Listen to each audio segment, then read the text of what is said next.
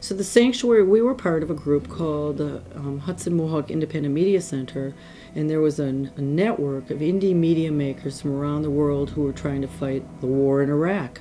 We were trying to get out information that normally would not get out in the mass media. So when a million people would go out in the streets and protest the war, and yet you would hardly see any news of it at all, the independent media movement was dedicated to creating local news and networking it on an international level.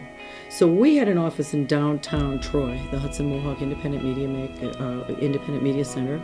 We were a group of artists, students, media makers, community organizers, peace activists who were coming together through using our media talents to create a more diverse set of information for the public.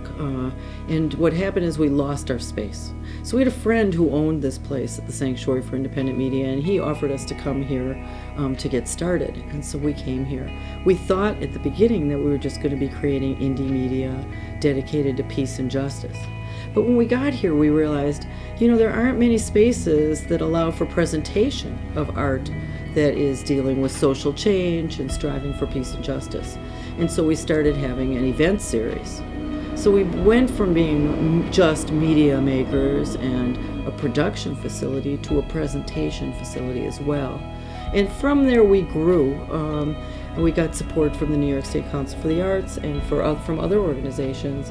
We did special projects like our NEA Creative Placemaking Project that created Freedom Square.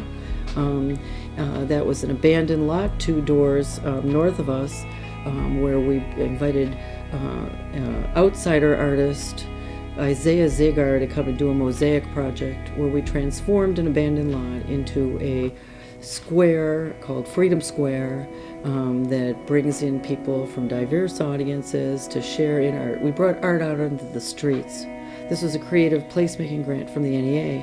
And we started building a space not only for media production and for presentation, but for deep community engagement with this neighborhood in North Troy.